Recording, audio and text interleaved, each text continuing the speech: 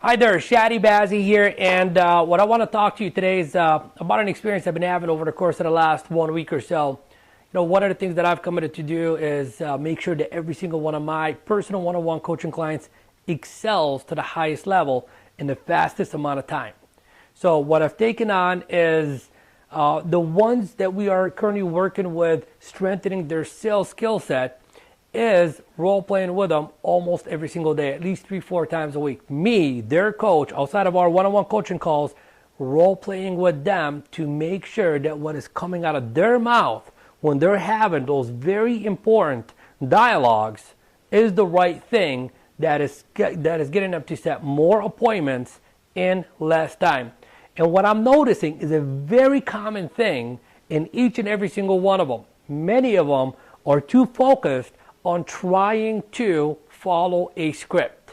They're too focused on trying to follow a script, whether it's a script that they wrote or somebody else's script or one of my scripts, it doesn't matter. They're too focused on following a script, a pattern. Nothing wrong with that if you've already mastered the sales process and you're able to dance with the script, skip a question here, skip a question there, insert a question here, a tie down, a feature, benefit, etc. Okay, most people are not at that level.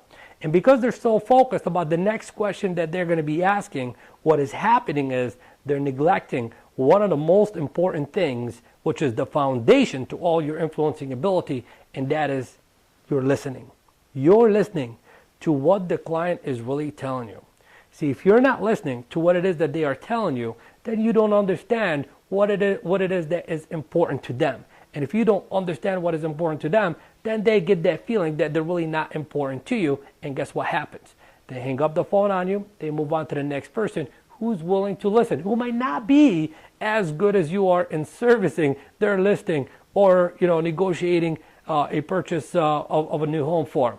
May not be as good as you are, but they're better than you are in one major element, one major area that could make all the difference, and that is in their listening. So I've been drilling them and drilling them and drilling them.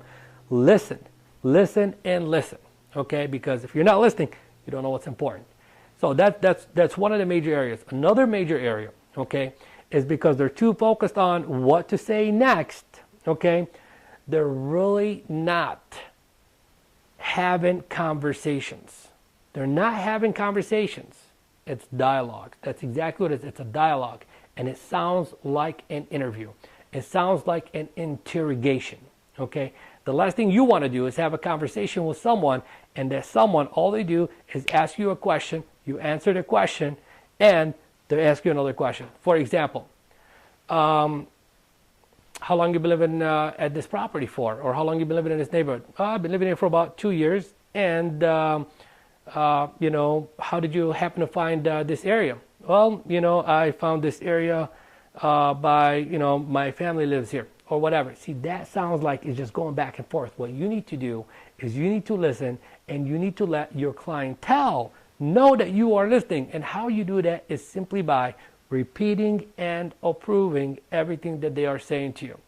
So you ask them the question, so how did you happen to find out about this subdivision when you first purchased it?